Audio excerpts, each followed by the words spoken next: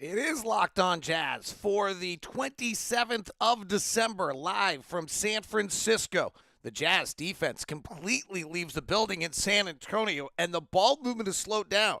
Who are the Utah Jazz? Losses to San Antonio, Houston, and Detroit, and a winning record against above 500 teams. What to make of this team? We try to do that today. Plus, late game finishes. Rudy Gobert does not finish in Minnesota last night. It's all coming up on today's edition of Locked On Jazz. Pow.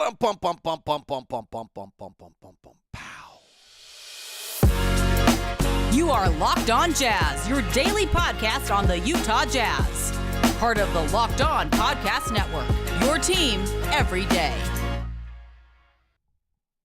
How are you? I'm David Locke, radio voice of the Utah Jazz, Jazz NBA insider. This is Locked On Jazz, your daily podcast on the Utah Jazz, giving you insight, expertise, geeky numbers, and hopefully making it way better to be a Jazz fan each and every day. It is a kind of midday edition of the show, so we decided to go live, so hopefully a few people have jumped on and will join the chat room, but I've got a regularly scheduled show for you as well. Thank you so much for making Locked On Jazz your first listen of the day. We are free. We are available on all podcasting apps, and glad to be with you on YouTube as well today, where we are live, and the chat room is hopefully going to get up and rolling. Jazz fall in San Antonio last night, and it's interesting. We did a show the other day about like the rudderless feeling as a fan base of like, where are we?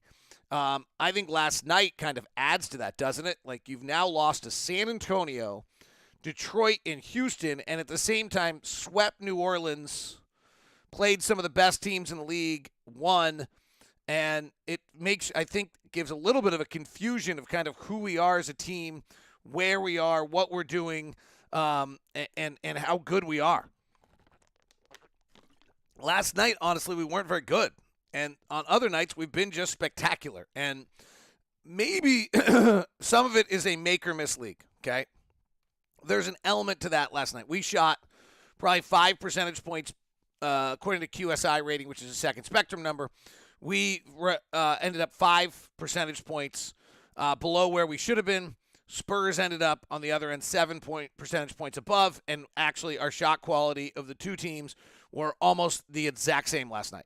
Like, despite the fact that the Spurs took an incredible amount of shots in the restricted area last night at the rim and just penetrated and got to the rim and got to the rim and got to the rim, the shot quality of the two teams last night was actually the exact same, and the overall shooting was 12 percentage points different. So there's a little bit more statistically to last night as a make or miss league than, frankly, I thought while the game was going on.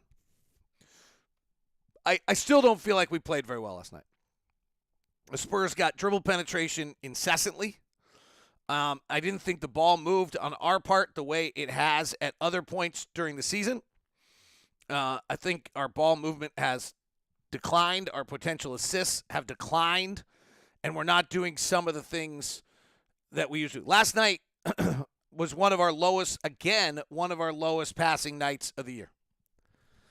264 passes. We started the year over 300 passes a night. Passes, we've talked about this. Passes do not equate to good offense. Those are not correlated. Yet, at the same time, for us, what is clear, I think, and maybe the way to say it, is something is considerably different than the way we're playing prior. And we'll dig into that in a second. But let's start with the defensive end. You know, everybody gets upset when somebody has a career high. Whatever reason, when someone has a career high against a team, it feels like it's an affront to the fans a little bit. And I think that's, for whatever reason. I'm much more I don't mind if Luka goes and has 50.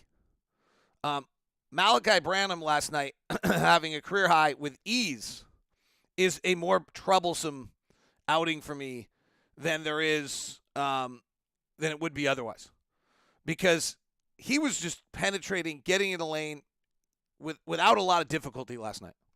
The Spurs shooting last night and their shot chart. Now, this is not a team that likes to live by the three. they want to get to the basket. But this was a little overwhelming last night. Last night, the Spurs ended up taking 39 shots at the rim. 39. Pretty consistent throughout the whole night. They were 8 of 12 in the first quarter at the rim. 8 of 9 in the wow, I just took off my glasses to be able to read something. It's really the end of the world for me. I think 8 of 9 in the second quarter. 6 of 9 in the third quarter. And 8 of 10 in the fourth quarter. They took 39 of their shots at the rim last night. That's half their shots.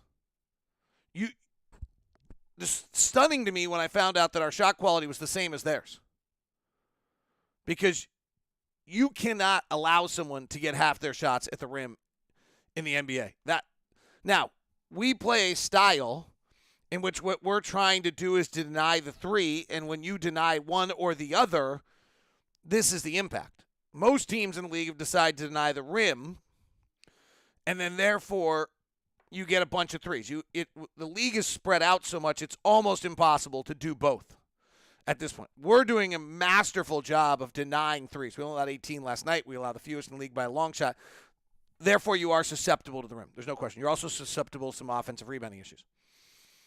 39 shots at the rim because of that. And so because we only allowed 16 threes, we do equate it out, right? So I can't really make the statement if you allow 39% of your shots at the rim, if you allow the opponent to take 47% of their shots at the rim, you're going to lose.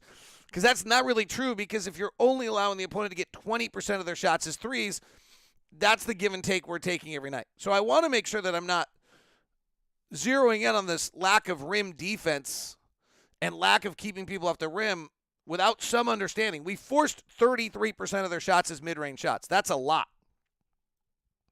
Our shot distribution was so much better than theirs last night that we actually equaled the playing field, and then we just didn't make shots the way they did. So I don't want to totally jump off the cliff on this one and be like, oh my gosh, they allowed, but that's a lot. You'd like to have some happy median. And moreover, watching the game, just visually watching, we just didn't deny dribble drive. We just did not deny these guys. There was just not enough defensive resistance. What is abundantly clear right now is without Kelly Olynyk, and when Walker Kessler leaves the floor, we're really bad defensively. The numbers last night, and I think we have these about right. The final numbers last night, when Walker Kessler was on the floor, they were 16 of 35 shooting, which is not, we're not going to win awards for 16 of 35, but 16 of 35 is better than the fact that they were 32 of 43 otherwise. Yes. No. 32 of 53. It has to be. Yeah, 32 of 53. Sorry. 32 of 53. 52. 32. Wow, let's see if we can get this right. 32 of 52. So they shot 32 of 52 from the field last night when Walker Kessler's off the floor. And that Walker Kessler laid on a bunch of rotations, laid out a few times, ticky-tack fouls, gets in foul trouble, and is knocked out of the game. But we end up allowing 62% shooting in the minutes where Walker Kessler's not on the floor. So we can go to the side that Will would love to play Walker Kessler more. Like that would be great. Everyone's aware of this. This is I'm not groundbreaking here with something. Everyone's aware of this. Walker's got to be able to stay on the floor. Walker's got to be able to handle different matchups. Walker's a rookie. It's fine. This is not like the end of the earth that Walker is struggling to totally figure this out. And he's got to get the rotation a little quicker, and then the dribble penetration has to be better so that Walker's not left out to die there. But the defense last night struggles when Walker leaves the floor and Vanderbilt is playing center. We struggle. And Markkanen actually plays center without Vanderbilt. We've actually been pretty good this year. I don't know how last night turned out, but we've been surprisingly good when Markkanen is at center this season. He's a pretty good drop big at 7 feet tall. It allows us to switch when we need to. They were pretty willing to go at Lowry on a dribble drive last night, which then, without any other rim protection on the floor, when Walker was off the floor, was a little bit of a problem. You know, Pop's good, right? There's a kind of funny thing in the league. I don't know if it's actually at all true or not. There's a funny thing in the league where supposedly pupils never beat Pop. I don't know if that's actually true. That's what, you know, you talk around the league, and actually people said to me before, like, oh, let's see if Will can go get this one. Because pupils never beat Pop. When Jared Vanderbilt is off the floor, Lowry Markkanen is playing center. Our defensive rating is in the 87th percentile. It's pretty incredible considering the fact we're the 28th ranked defense in the NBA. When Walker Kessler is at center, to contrast that, and Jared Vanderbilt's off the floor, so now he's playing with a Olynyk or he's playing with Markkanen, our defense is in the 86th percentile again. So those two combinations are actually pretty good right now for us when we're playing that way. We just haven't figured out entirely how to get that done all the time. But last night was a defensive letdown. That's the 27th ranked offense in the league. Here's really, to some extent, just mathematically what happened last night. They're the 27th ranked offense in the league at a 110. We're the 3rd ranked offense at a 117. They finished with a 120. So in other words, their offense at 110 went up to 120 because our defense wasn't very good, and we're the 28th ranked defense, so that's not stunning. You would hope that against the 27th ranked defense, we'd keep it under our average. Our average is 116 defensively. You'd hope we'd have it below. We didn't. Their defensive rating's a 120. It's the worst in the NBA by far, and we didn't get there. We had our average offensive game against the worst defense in the league. So we actually had a little bit of a poor offensive game last night. And some of it's, we're just not passing the basketball anymore. We're not moving it and we're not popping it the way we did earlier this year. So let's talk about that a little bit. Today's show is brought to you by my good friends over at Murdoch Hyundai, located at 4646 South State Street, also located in Logan and in Linden. I got 2 guys going over to the Linden store this week. I got emails last night. And I love this when this happens because we got great guys. We got Jake over at the Linden store. We got Cameron at the Murray store. They're waiting to take care of you, give you the Locked On VIP treatment. And last night, Jordan emailed me and Eric emailed me. They're both on a vehicle search. Eric, unfortunately, is, Eric actually, I think was looking for a car for his brother, if I remember correctly. And Jordan, unfortunately, he's got a Dodge Durango that's dying on him. And he's got to get a new car, so he got caught in Vegas with a broken down car. We've all told that story before, right? I mean, Jordan, no, really, I believed you when you emailed me that. I believed you the whole broken down. Yeah, okay. Anyway, Murdoch Hyundai, located in Linden and in Murray and in Logan.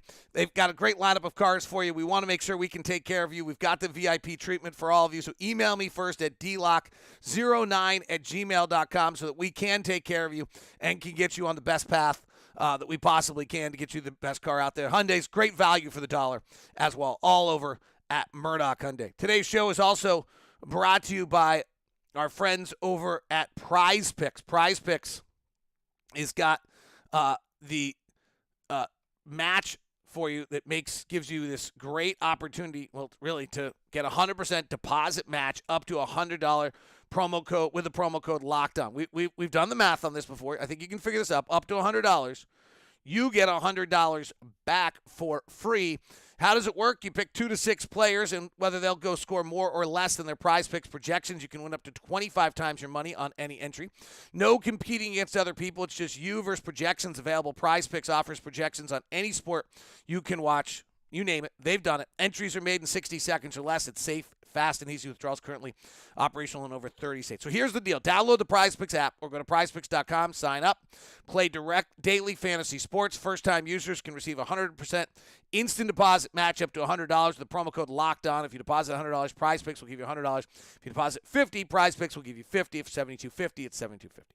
Don't forget to enter the promo code Locked On at sign up for an instant deposit match up to $100. It's all at prizepicks.com. Promo code Locked On. Thanks very much for making Locked On Jazz your first listen of the day. We are free. We are available on all podcasting apps. For your second listen, make sure you go grab Locked On Sports today. Also, Game to Game was really good today. Tell you that. Game to Game was super good. All right.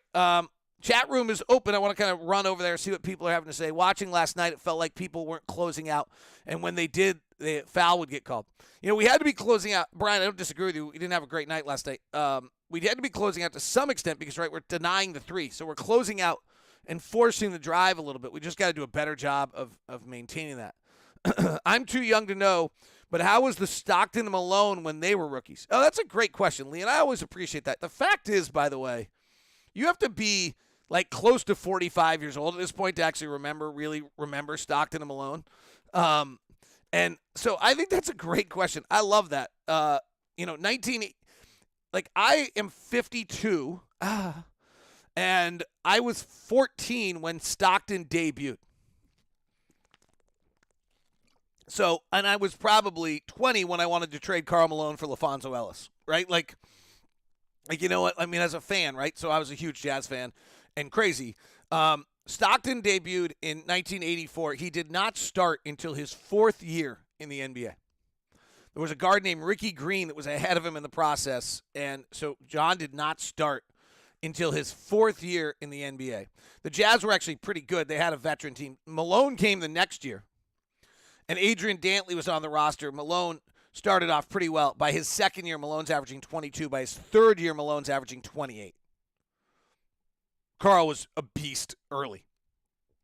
Now, the story you probably have heard about is free throw shooting. He went from 48 to 59 to 70% in a 3-year span. Just kind of continually got better and better and better. Eventually worked up to about 79%. Karl was just unbelievable, and was just outstanding.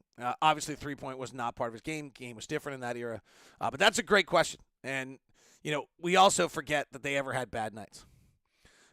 What is Kelly Olynyk's impact on rim defense and scoring? It's a good question. Let's do a little on-off fun stuff. Thank you to Cleaning the Glass, the website, for this. So, first off, the players who have the biggest defensive impact on our roster, Rudy Gay, by far, has the biggest defensive impact. So, you can decide what you want about. Walker Kessler's next at 8 points per 100 possessions. Rudy Gay's at 15. Lauri Markkanen is at -3. So we're 3 points better when Markkanen's on the floor. Olynyk is right down the middle. He's about 1.4 points worse defensively and 1.1 points better offensively when he's on the floor. For whatever reason, Simone Fontecchio really comes out poorly in his limited time. And then Jared Vanderbilt is a +10 or 10 points worse defensively when Vanderbilt's on the floor than off the floor. Sexton is 5, Conley is 3, and Beasley's 1. So a lot of it has to do with who you're playing with. These numbers can be a little noisy. But I do like looking at opponent shooting frequency, which is, I think, what the question's coming. So Walker Kessler allows 4 percentage points fewer shots at the rim when he's on the floor. We allow 4% fewer shots at the rim when Walker Kessler's on the floor, which I think that's an interesting note. Like, I'll take that as having some value. When Kelly Olynyk is on the floor, we're about even across the board defensively. They don't get more threes. They're just kind of the same stuff. Now, accuracy on whether people make shots, I actually think can get a little funky. So one of the reasons why Rudy Gay's numbers are so great is people are shooting 7 percentage points less from 3 when Gay's on the floor than off floor. That, to me, is luck. The same thing with Fontecchio. Teams are shooting 14 percentage points better from 3 when Fontecchio's on the floor. That's just bad luck. So Rudy Gay's having good luck. Otherwise, you can look at it. Now, what's interesting is Walker Kessler, and teams are shooting 2.5 percentage points better from 3 when Walker Kessler's on the floor than when he's off. I think that's bad luck, not a lot of bad luck. I don't think there's a reason you can blame that on Walker. Teams are shooting 6 percentage points less well at the rim. Walker's beginning to have a defensive profile that's rather impressive. He's got to stay on the floor. Another question from Brian. The Jazz purposely trying to slow things down and avoid fast play and transition after shots made. Feels like we rebound often and hold on to our team gets at least half court. No, we're not. And we are not running much. We're now in transition 24% of all possessions. For as much as we talked about running, we have not run a great deal. And I don't know why. Here's what also is happening. We're just not moving the ball. The fewest passes we threw in any game all year was against Washington, 234.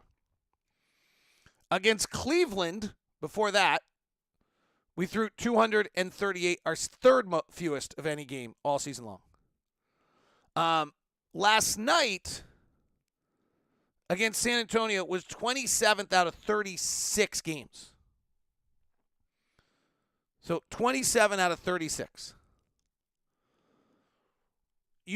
Early in the year, overtime game against Minnesota is a little misleading. We're throwing 300 passes a game. New York, we threw in November, we threw 300 passes.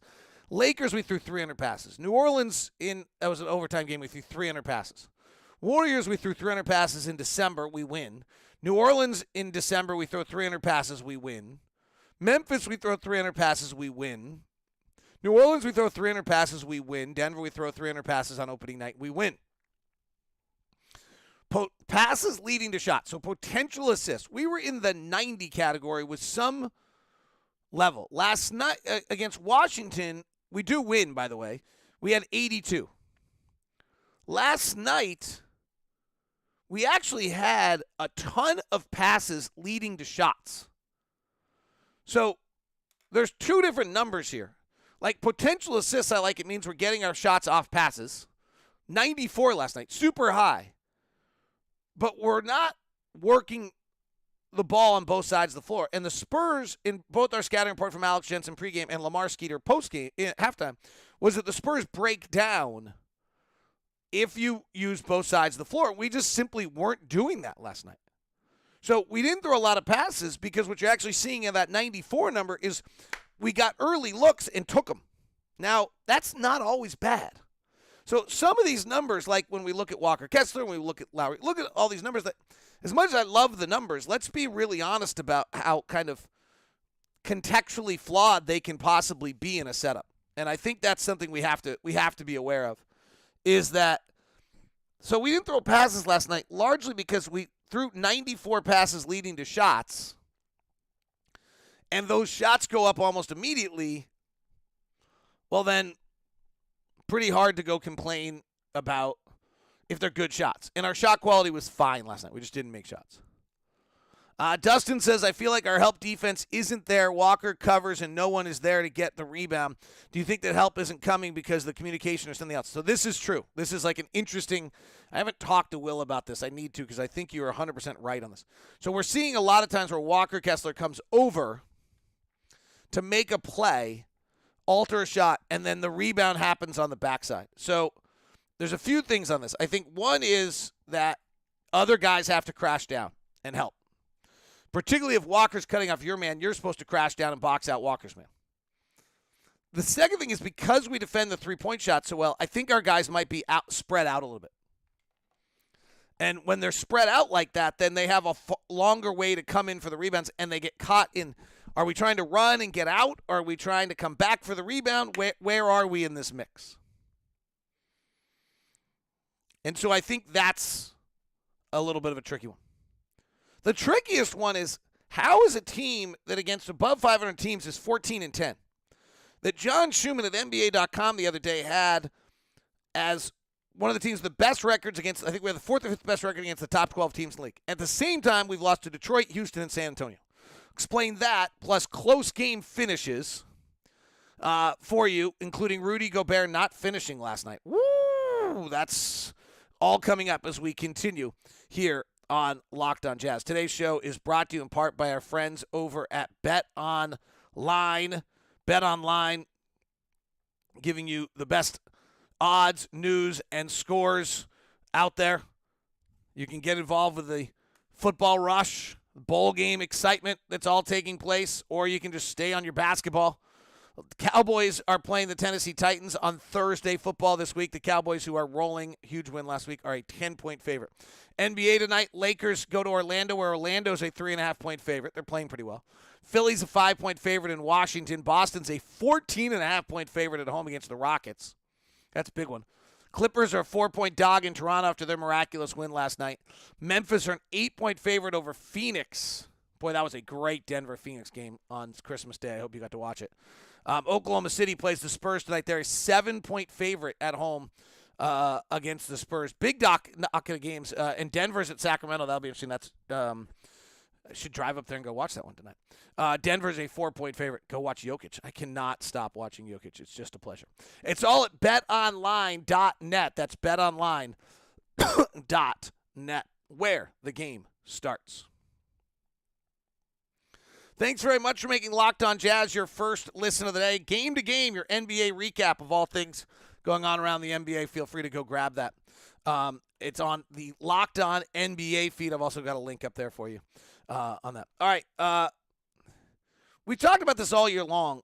I do find it perplexing. Like, how have we lost to Detroit, Houston, San Antonio? Does that mean we suck? How are we 14-10 against above 500 teams and swept New Orleans? Does that mean we're great? I think what we're seeing in the league right now is there's less discrepancy amongst teams than we've ever had. There was a really interesting piece the other day on how closely bundled all the offenses are in the league right now. So the best offense in the league for a while was Boston, right? They were running away with it, and they still are better than everyone else at a 118.6. Then Denver is at a 117.8, and we're at 117.1. The worst offenses are like at 110.8, 110.3. It's close. The margin off the league average. League average is 113.6, and so we're about 3.5 points off each one of these from 3 to 28. It's really small. It's a smaller discrepancy than we've had before in the league. So teams are just offensively at least bunched up closer together. The talent level is higher than it's ever been before as well. The shooting is better than it's ever been before. And so in turn, I think you do get these like discrepancy with the margin for us when we're playing New Orleans and maybe they're missing Brandon Ingram compared to playing San Antonio, Houston, Detroit on a given night are just not that big a difference. Just really is. It is not a large difference between these two. Between this, like there's just not, and so it is. I don't think it's crazy the idea that we have lost to the San Antonio Spurs, who've lost 15 of 19 coming in, and are the 30th ranked defensive team. And at the same time, we've beat New Orleans. I think that's where the NBA is right now. It's crazy in the way that we're used to thinking about the NBA. There's no question about that. That this is a new way to think about the NBA and get used to it and to try to understand it. But I'm not convinced that it's strange for where we are. I think if we start running around the league, we're going to see those. San Antonio beat Milwaukee earlier this year. And so what does it mean? Our margin's not big. When we have a night where we don't make our shots, we have a night where we don't move the ball quite the way we're supposed to, when we have a night where we don't defend quite the way we're supposed to, I think we're susceptible to losing to anyone. On the same night, if someone else is a little off and we're playing our game, I think we can beat anyone. And I think that's where the league is right now. I think that's a good deal of what's taking place. All right, let me run through some. For those who are new to this, I've been watching along with Ron most of the time on the plane, or if at home, I do it on my own. Watching the final about 9 minutes of every close game this year to kind of see what's going on in the league, see if we can find some trends for you. So I've got a bunch. One of the trends we talked about back last time was that we were beginning to just see less and less plays. It actually is beginning to circle back. Luka Doncic, C.J. McConnell, Dame Lillard, all coming off the ball to the ball right now. Suddenly you're seeing people bring guys off the ball to the ball. Some doing it better than others. Portland had a really poor late game the other night, and they couldn't get Lou Dort off Dame Lillard. I think we talked about that. Whereas Willie Green ran a fabulous set against Oklahoma City where McCollum comes off a pick down. He's starting kind of around the bottom of the key. He comes up.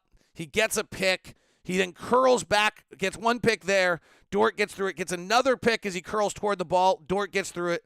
Third one is a handoff, and Dort's now a step late because of those two picks, and C.J. McCollum rises up for three. You got to have a pretty special talent to take that shot and make that shot, but that's the kind of stuff. And rather than just kind of running around the curl, he really had C.J. McCollum on a nice angle. Willie Green does some really good stuff in New Orleans with that. Last night, the big story, though, was that Rudy Gobert did not finish for Minnesota. Rudy Gobert, and I'll admit, Ron and I are watching it, and Rudy Gobert was like feckless. He's running around like he's lost, puppy, not sure where he is supposed to be and what he's, and who he's supposed to be picking for and the rest. And they're down 109-101. He's not having an impact offensively or defensively. And at the 5:22 mark, he goes out of the game, and Naz Reid comes in, and he only comes back in as a situational substitution. Wants to get a rebound and stays in for 5 seconds and then goes out again. So pretty wild to see that level of talent in Rudy Gobert suddenly not playing and what they've committed to him late in games. That was wild. Miami just plays so hard. They steal extra plays. They're ugly. I've talked about it all year. I just don't really believe in them. Tyler Hero is really an incredible shot maker. He made an unbelievable three late in this game that kind of cinched it. But Orlando Robinson was their center last night with no Bam Adebayo and no Jimmy Butler, and Kyle Lowry looks super old. And yet Miami still kind of finds a way to grab some of these games. Spoelstra runs great stuff, but Tyler Hero just makes plays. Tyler Hero's really good. He's just really, really good. Other games, we watched the Clippers come from behind against Detroit last night. That was just a complete debacle by Detroit. The Clippers had cleared the bench last night, basically called it, and then their bench unit, which is good, it's Nicholas Batum, Terrence Mann, and those guys, all worked their way back into that game. Here's some other notes from games. New York versus Chicago. Bulls were going at Julius Randle whenever they could. Bulls' go-to play was weird. They had Zach LaVine at the top, and he would come off a Patrick Williams pick, and then Vucevic would come back to set another pick, but they weren't getting the first pick switched at all, so I don't even know why they were running it. They were just working themselves late into the shot clock and giving LaVine almost no time to work. They do win this game because DeRozan goes straight down the barrel for a game winner. R.J. Barrett was having a monster game, and the Bulls were soft doubling to make him get rid of it with Vucevic out at about 30 feet, which I can't imagine was a good idea. I thought Billy Donovan really coached a strange game in this one, and he actually wins it. Oklahoma City versus New Orleans. New Orleans was without Ingram, without Zion, without Jonas, and without Nance, and they win. Oklahoma City does something weird where they come and rotate off the corner in rotation. Then New Orleans had Herb Jones just slashing for basket after basket on that. So if you're ever watching Oklahoma City late, we'll see whether that plays out. Trey Murphy III made a bunch of really nice plays in that game as well. Jalen Williams, the rookie, I think the one out of Santa Clara, is closing for OKC. He's showing some real signs. High pick and roll, drive, awesome burst. He got to the rim. He put both feet down. The defense caught up to him, but he's a great athlete in space. I think he'll learn that one. Josh Giddey is just such a box of chocolates. He is not a good shooter. He is so awesome some of the time. And then other nights when he does not have his shooting windows and he forces the drives, and he had two massive turnovers in this game. Lou Dort was on C.J. McCollum, and great pick play I talked about New Orleans running to get C.J. off the ball for that one. Dallas-Houston was super interesting. Jabari Smith is arriving, the pick out of Auburn. He had some really good plays. 3 balls, pull-ups. On the key play of the night, though, this is where you hear the phrase can't win with rookies. Key play of the night, Jabari Smith is guarding Luka. They run a double at Luka up at about 45 feet. Luka gets off the ball, and Jabari Smith goes back kind of instinctually into the middle of the paint, probably where he played most of his college defense. Dallas swings it back to Luka for a wide-open 3. It's like, Jabari, it's Luka. You can't leave him. Just situationally, you got to know that. But on the other end, he's a rookie, and, he's going to make those mistakes along the way. Houston's running a lot of their stuff through Sengun in the post right now. The other one, by the way, is that Houston did not double Doncic, and he had 50. And then the Lakers go and double Doncic, and they scored 51 and a quarter. So Dallas is not quite right. Tim Hardaway hurts them efficiently. They've got some other issues. They don't seem to have that zest they had last year with Boban and all that kind of energy. Maybe it's Christian Wood who's starting now and scoring a lot for them. But I would say they just are virtually unstoppable when Luka's on the floor, because you can't guard Luka one-on-one, and then you can't double team. Kawhi Leonard looked great in the Clippers-Philadelphia game. Harden Embiid two-man game is just absurd. Harden one time holds the bounce through the defense, gets down the baseline, wraps it back to Embiid for a lay-in. Another time Harden engages the defense in the middle of the lane, so Embiid pops for a 14-footer. I don't know what you're supposed to do that. Then they inverted the pick and roll and ran Embiid running it off of Harden. It was crazy. Harden pops, Embiid takes the basket. the Sixers are really good. Kawhi looked amazing in this game. The Clippers' offense is clunky. The main play is for Kawhi Leonard or Paul George coming from the key up off a Morris screen to the wing for the ball, and then they create action, just swing for threes. Not a lot of activity, very kind of static.